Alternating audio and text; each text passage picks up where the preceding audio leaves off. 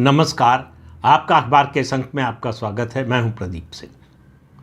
देश में आज़ादी के बाद से ही एक मुस्लिम वोट बैंक का वीटो तैयार किया गया।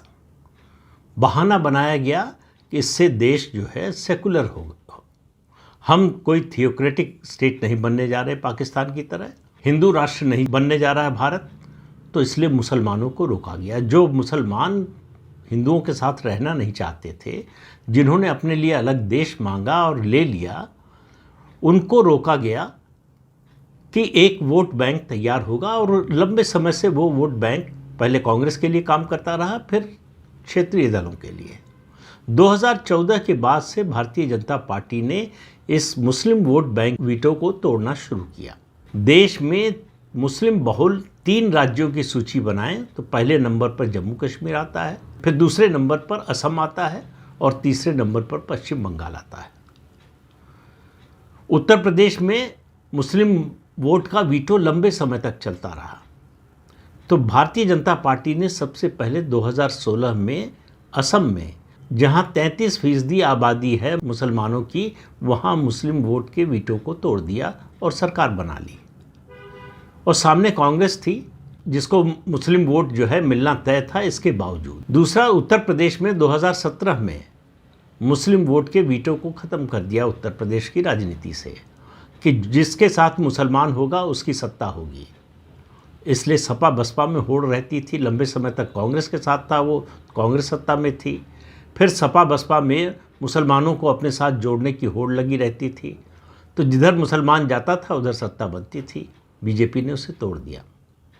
अब तीसरा राज्य बनने जा रहा है जहां मुस्लिम वोट का वीटो नहीं चलेगा, वो है पश्चिम बंगाल। अभी चुनाव चल रहा है, चुनाव के नतीजे नहीं आए हैं, लेकिन चुनाव नतीजों के रुझान दिखाई देने लगे। इलेक्शन कमीशन के हिसाब से नहीं, लोगों की भावना के हिसाब से, लोगों की प्रतिक्रिया के हिसाब से ये रुझान दिखने लगा है कि पश्चिम बंगाल तीसरा राज्य बनेगा जहां से मुस्लिम वोट का वीटो खत्म हो जाएगा। पश्चिम बंगाल में 2011 की जनगणना के मुताबिक 27.1% मुसलमान हैं, 27.1%। अंदाज़ा है कि अगली जनगणना जो होगी उसमें 30% या उससे ज़्यादा हो जाएंगे। अब पूरे प्रदेश के बारे में एक ये नैरेटिव खड़ा किया गया कि मुसलमान तय करता है कि यहाँ कौन जीतेगा कौन हारेगा। एक संस्था है Trivedi centre for political data, उसने एक बड़ा ही इंटरेस्टिंग अध्ययन पेश किया है और कहा 2021 का चुनाव का नतीजा मुस्लिम वोटों के आधार पर तय नहीं हुआ। तो उनका कहना है कि पश्चिम बंगाल में 3 जिले ऐसे हैं जहां मुस्लिम आबादी 50% से ज़्यादा है। इनमें पहले नंबर पर है मुर्शिदाबाद, याद होगा, जहां बाबरी मस्जिद बनाई जा रही है। हुमायूं कबीर ने यहीं पर घोषित किया था, काम शुरू भी कर दिया बाबरी मस्जिद बनाने का। मुर्शिदाबाद में मुसलमानों की आबादी है 66.27%। दूसरा जिला है मालदा, जो कभी एक गढ़ हुआ करता था अब्दुल गनी खान का, जो कांग्रेस के बड़े नेता थे, रेल मंत्री भी रहे केंद्र में, उसके अलावा दूसरे मंत्रालयों में भी रहे। यहाँ है मुसलमानों की आबादी 51.27%। और तीसरा जिला, हालांकि 50% के ऊपर नहीं है लेकिन 50% के पास है, इसलिए इसको जोड़ा गया, 49.92%, तो मतलब 50% ही समझ लीजिए। ये फिगर्स जो हैं 2011 की जनगणना के हिसाब से हैं, तो इसलिए 50% के ऊपर ही होगा। अब ये 3 जिले जिनको आप मुस्लिम बहुल कह सकते हैं, इन्हीं के आधार पर एक नैरेटिव गढ़ा गया कि पश्चिम बंगाल में मुसलमान तय करते हैं सत्ता किसके साथ रहेगी, किसके पास रहेगी। इन 3 जिलों की मुस्लिम आबादी के आधार पर ये नैरेटिव खड़ा किया जाता है कि पश्चिम बंगाल की 80 से 120 सीटें मुस्लिम वोटर तय करते हैं। इस मिथक को इस स्टडी ने तोड़ा है। इस स्टडी ने, और ये चुनाव आयोग के आंकड़े हैं, उसके नतीजे के आधार पर मालदा जैसे ज़िले में जहां 51.27% मुस्लिम आबादी है, वहां विधानसभा की 12 सीटें हैं, उनमें से 4 बीजेपी जीती। ये स्टडी आप पढ़ेंगे तो आपको पता चलेगा कि 2021 का चुनाव भारतीय जनता पार्टी मुस्लिम कंसोलिडेशन या मुस्लिम वोटों की वजह से नहीं हारी, हिंदू वोट कम होने से हारी। 2019 के लोकसभा चुनाव में भाजपा को 57% 57% हिंदू वोट मिले और उसने 18 सीटें जीती लोकसभा की। 2021 में भाजपा का वोट शेयर हिंदू मतदाताओं के बीच घटकर 50% पर आ गया, 7% नीचे चली गई आगे बढ़ने की बजाय।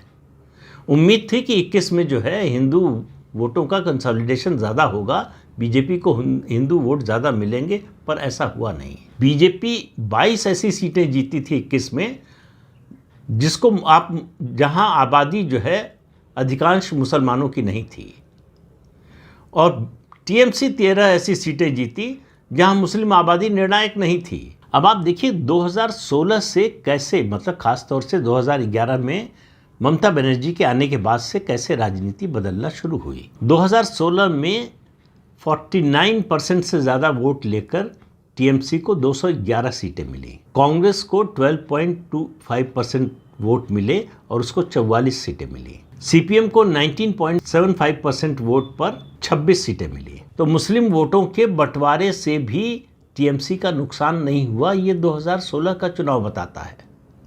तो ये जो धारणा है कि मुस्लिम वोट अगर बढ़ जाए तो उससे बीजेपी को फ़ायदा हो जाएगा, ऐसा होता नहीं। ये 2016 का विधानसभा का चुनाव का नतीजा बताता है। और 2016 में बीजेपी को 10.16% वोट मिला और सिर्फ 3 विधानसभा सीटें मिली। 2016 से 2019 पहले देख लीजिए, बीजेपी का वोट शेयर बढ़ गया और उसकी लोकसभा सीटें 18 हो गई, जो 2014 में 2 आई थी।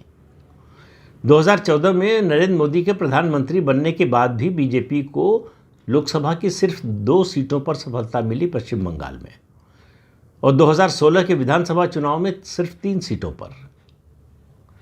लेकिन 19 में इतनी बड़ी छलांग लगाई बीजेपी ने कि उसकी लोकसभा सीटों की संख्या जो है वो 18 पहुंच गई। चूँकि स्थानीय नेतृत्व तो नहीं था, संगठन उतना मजबूत नहीं था, और वो ऐसा लग नहीं रहा था कि सत्ता में आ सकती है, टीएमसी को हरा सकती है। इसलिए जो है हिंदू वोट जो उसका 2019 में लोकसभा में आया था, क्योंकि उसको स्पष्ट था कि केंद्र में भारतीय जनता पार्टी की सरकार नरेंद्र मोदी के नेतृत्व में फिर से बनने जा रही है, 57% हिंदुओं ने वोट किया बीजेपी को।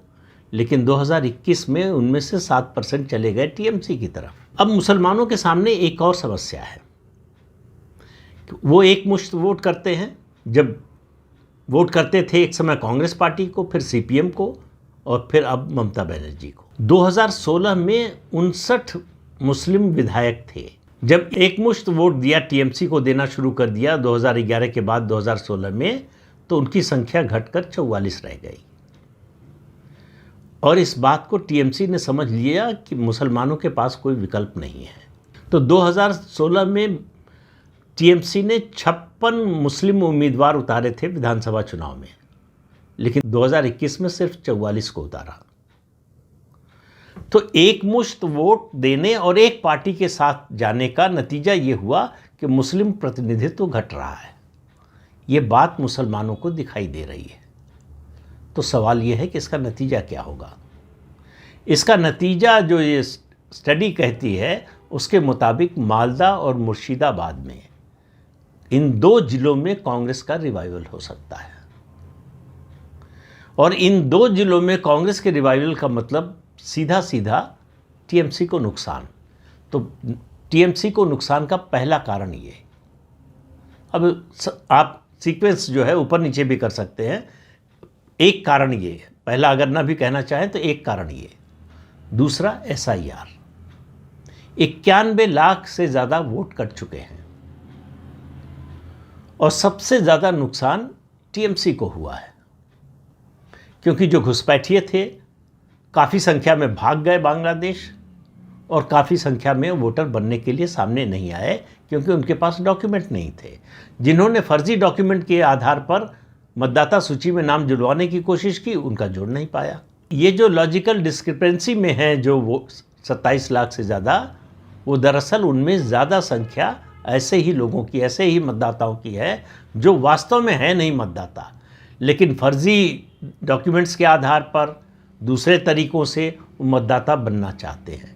उनके बारे में कोई फैसला नहीं हुआ है और अब उनके बारे में कोई अंतिम फैसला होगा भी नहीं। हालांकि सुप्रीम कोर्ट ने कह दिया है कि मतदान से एक दिन पहले भी अगर जो ट्राइब्यूनल है वो कुछ नाम क्लियर करता है तो उनको मतदाता सूची में शामिल कर लिया जाए। तो ममता बनर्जी को पिछले 15 साल में सबसे बड़ा झटका लगा है इस SIR के कारण। इसलिए आप देखें कि पूरे देश में जहाँ जहाँ SIR हुआ सबसे ज़्यादा हंगामा मचाया ममता बनर्जी ने। उनको मालूम था कि उनके साथ क्या हो रहा है, उनको मालूम था कि SIR का नतीजा क्या होगा, उनको मालूम था कि SIR के बाद चुनाव का नतीजा क्या होगा। दूसरा, वेलफेयर स्कीम जिसकी वजह से लोकप्रियता है ममता बनर्जी की, वो एक सैचुरेशन पॉइंट पर पहुंच गई है। एक सीमा के बाद वेलफेयर स्कीम्स का आपको उस तरह से चुनावी लाभ नहीं मिलता, आपकी छवि तो बनी रहती है। आप उदाहरण देख लीजिए 2024 के लोकसभा चुनाव का। 2019 के लोकसभा चुनाव से पहले जो welfare schemes Bharatiya Janata party ने, केंद्र सरकार ने घोषित की थी, उनका फ़ायदा उनको मिला 2019 में। लेकिन उन्हीं स्कीम्स के चलते, उनको बेहतर करने के बावजूद बीजेपी को उसका फ़ायदा चुनावी नहीं मिला। 2019 के बाद आई ये मुफ्त राशन की स्कीम, 81 करोड़ से ज़्यादा लोगों को मुफ्त राशन दे रही है सरकार। लेकिन 2024 में वो 81 करोड़ लोगों में से कितनों ने वोट दिया बीजेपी को ये बताना मुश्किल है, लेकिन बड़ी संख्या में तो नहीं ही दिया, वो चुनाव का नतीजा बताता है।